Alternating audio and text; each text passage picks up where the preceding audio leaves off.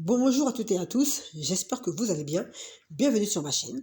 Aujourd'hui, nous allons coudre ensemble le saxo Ella. Ella, c'est un saxo qui vous permettra de jouer avec les matières, avec les couleurs et avec les textures. Vous allez forcément prendre du plaisir à le coudre. Allez, bonne couture!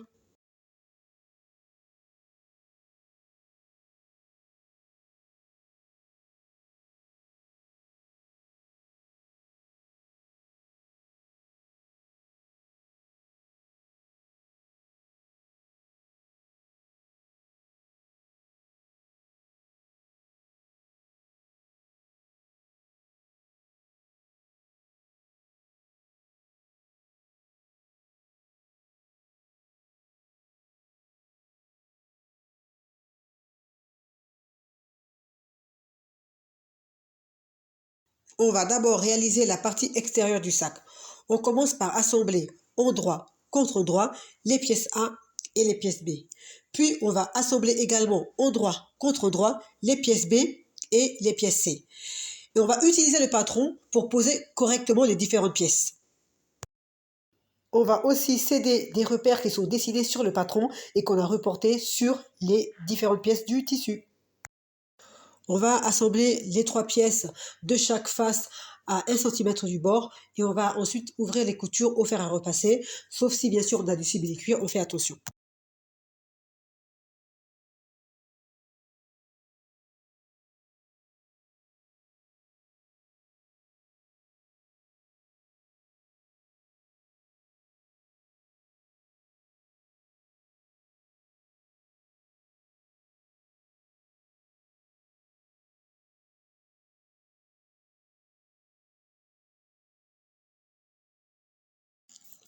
Ensuite, on va assembler les 2 éléments obtenus, endroit contre endroit, sur les côtés et sur le bas, et on va aussi aller former les soufflets, donc former la profondeur du sac.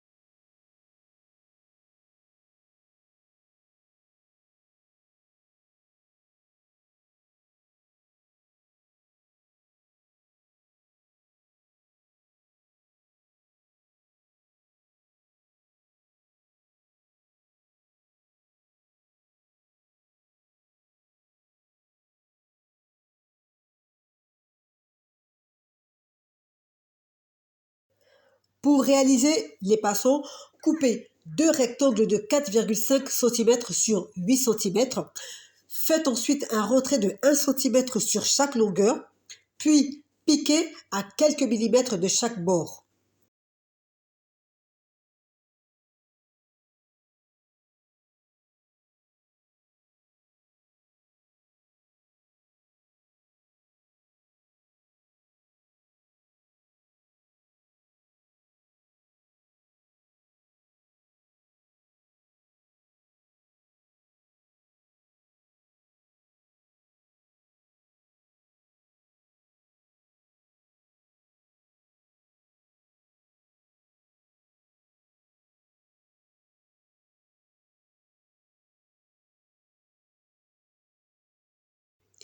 Pliez ensuite en deux sur l'envers et insérez un anneau dans chaque passant, puis allez coudre à quelques millimètres du bord pour sécuriser.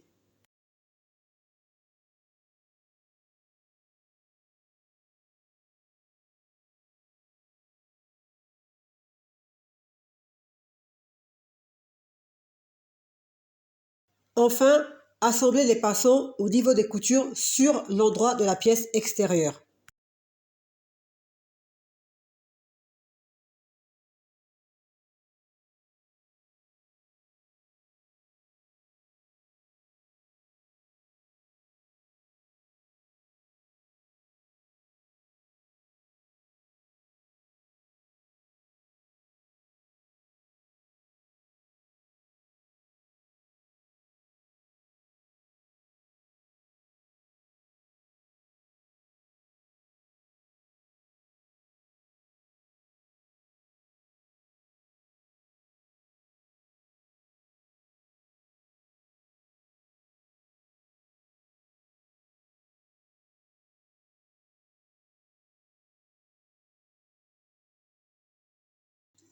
Assemblez chaque haut, pièce D, avec un bas, pièce E, endroit contre endroit.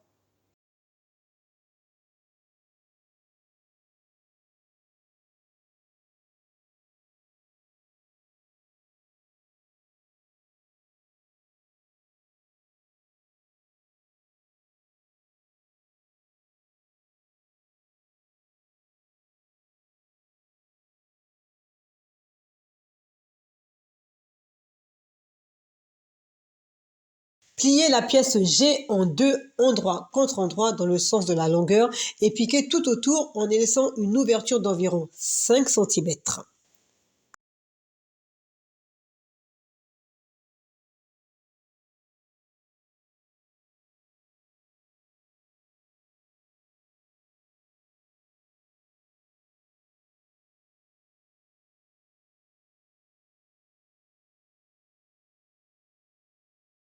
Retournez sur l'endroit grâce à l'ouverture laissée et repassez pour aplatir les coutures.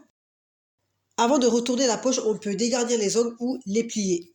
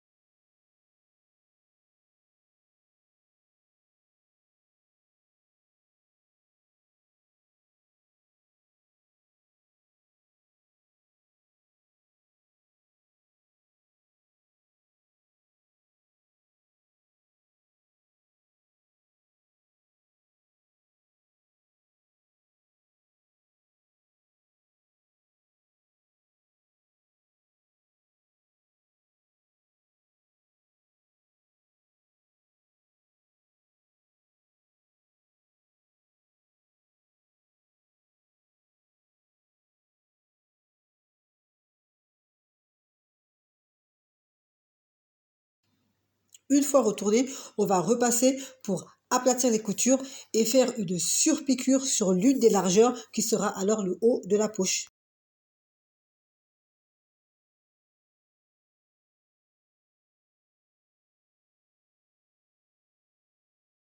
Posez ensuite la poche en haut sur l'une des pièces de la doublure en centrant sur la largeur et assemblez à quelques millimètres sur les côtés et le bas de la poche.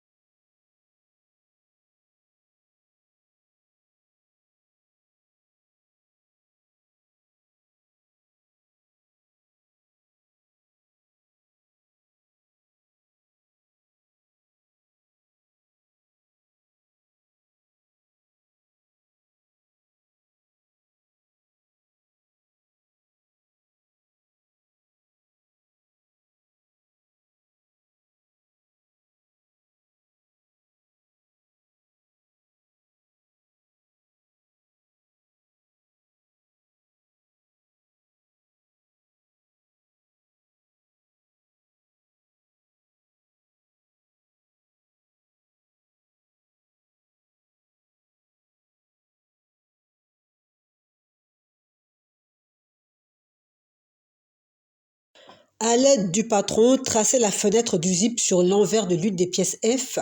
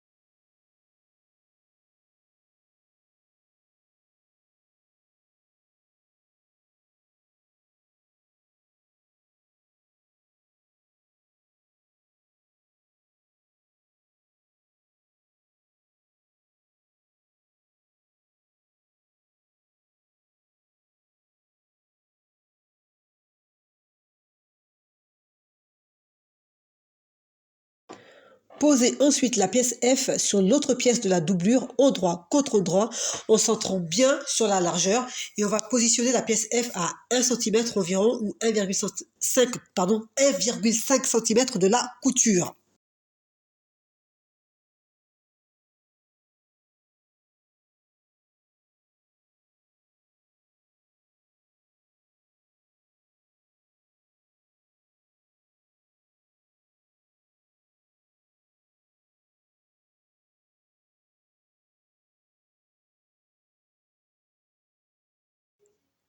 Piquez le long du rectangle dessiné précédemment.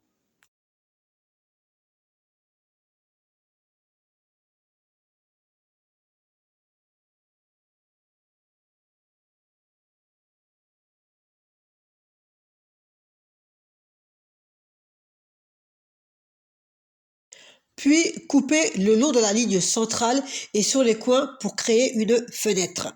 Retournez ensuite la pièce F sur l'envers de la doublure par la fenêtre que l'on vient de couper, puis repassez pour aplatir les coutures.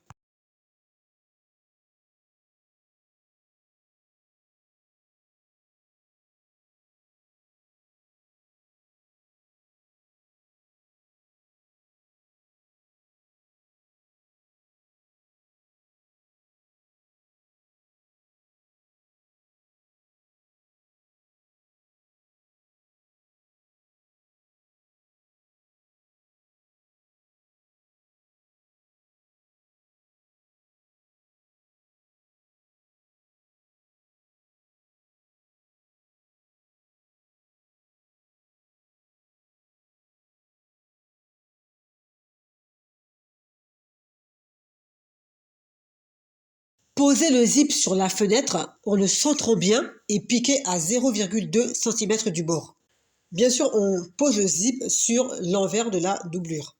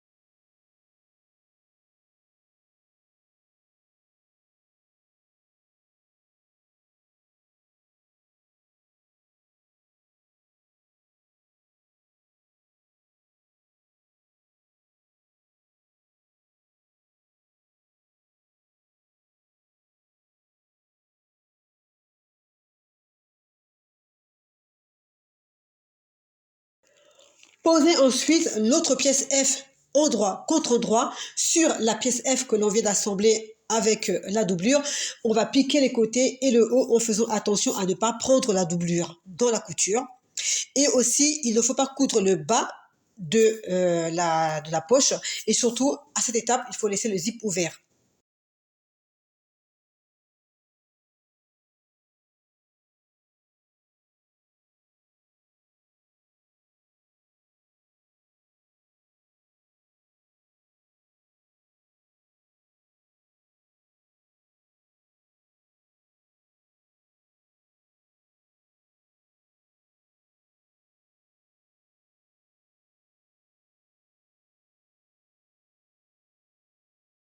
Les deux poches sont réalisées. Maintenant, on va assembler les deux éléments de la doublure endroit contre endroit sur les côtés et le bas. Et on va aussi former la profondeur de la doublure.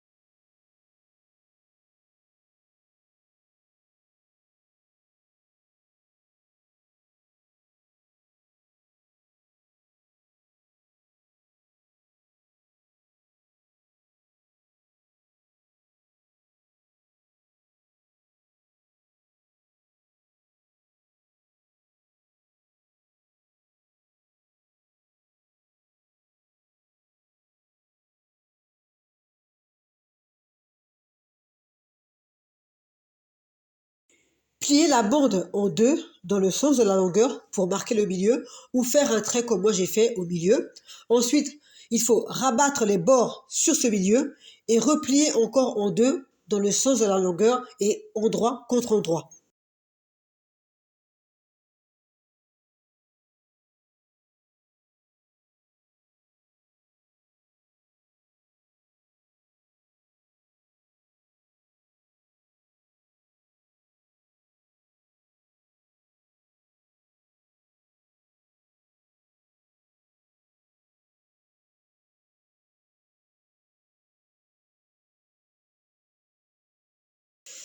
Il faut au préalable, avant d'aller coudre les bords, il faut d'abord plier chaque extrémité, endroit contre endroit, et piquer à 1 cm du bord.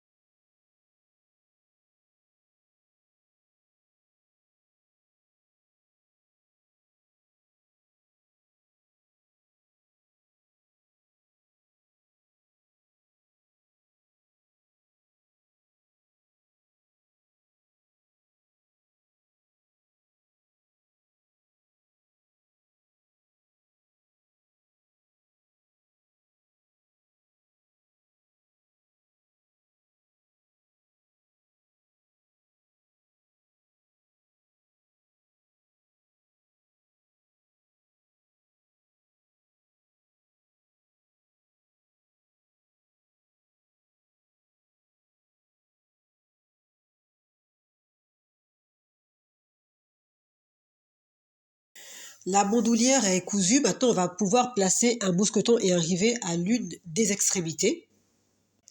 On va marquer un repère à l'endroit où sera posé le rivet à l'aide d'un poinçon ou d'un stylo effaçable.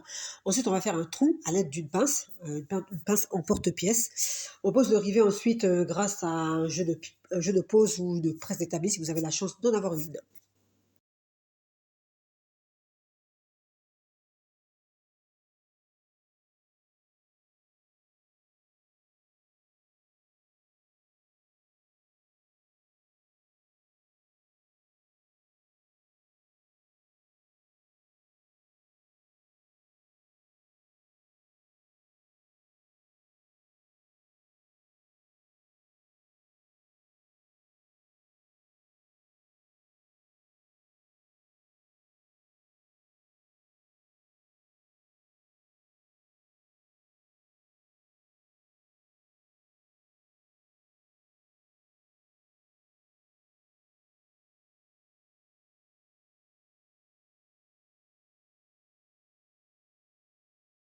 Ensuite, sur l'autre extrémité de la bandoulière, on va insérer la boucle coulissante et le deuxième mousqueton.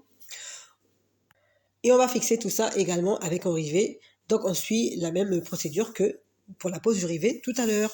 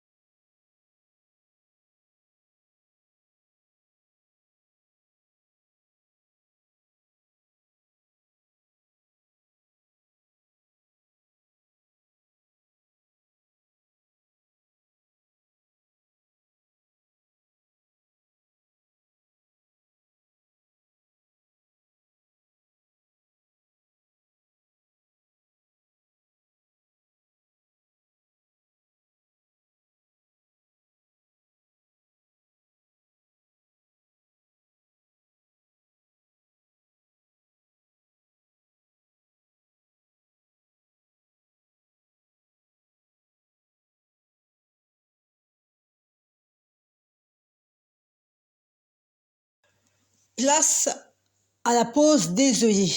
Donc on va placer 4 œillets sur chaque face à 3 cm du bord. Et pour les répartir à égale distance, on divise la largeur par le nombre d'œillets. Donc la largeur du sac par le nombre d'œillets. Chaque face mesure environ 37 cm. Les œillets seront donc espacés de 9 cm chacun.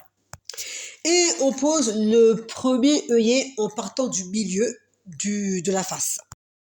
Pour fixer les œillets, on place au préalable les repères grâce à un poinçon ou un stylo qui s'efface, puis on perce. Ensuite, on insère d'abord la partie mâle côté extérieur, puis on positionne l'embout percé sous la partie mâle. On place ensuite la partie femelle sur l'envers. Et enfin, on va placer le support à frapper au-dessus et frapper plusieurs coups avec un marteau. Ça, c'est quand on n'a pas de presse d'établi. Pardon. Si vous n'avez pas de presse établie et d'embout en porte-pièce à la largeur des œillets, vous pouvez percer avec une pince en porte-pièce. Donc vous faites simplement plusieurs petits trous avec la pince.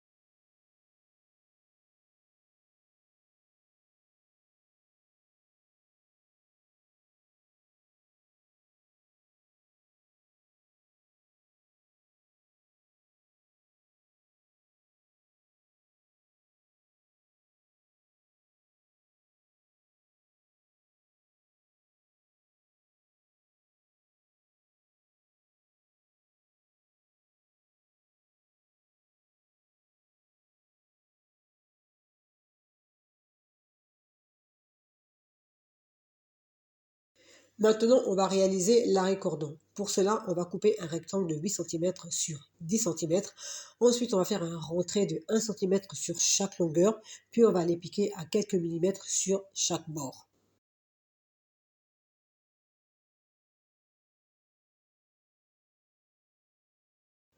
Pliez ensuite la longueur en deux sur l'envers et piquez l'extrémité. Enfin, retournez le tube obtenu sur l'endroit.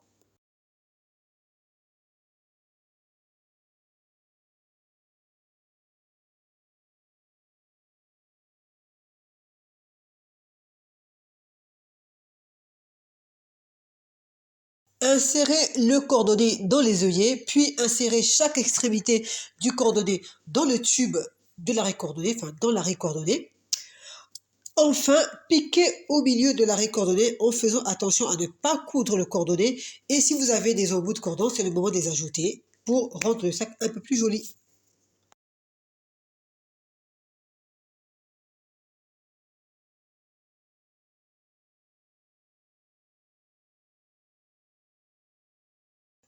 Ça y est, le sac est là et terminé. Merci d'avoir regardé le tuto. J'espère qu'il vous a plu. Si tel est le cas, n'hésitez pas à me laisser un gentil commentaire, à liker, à partager ou même à vous abonner. Allez, à la prochaine!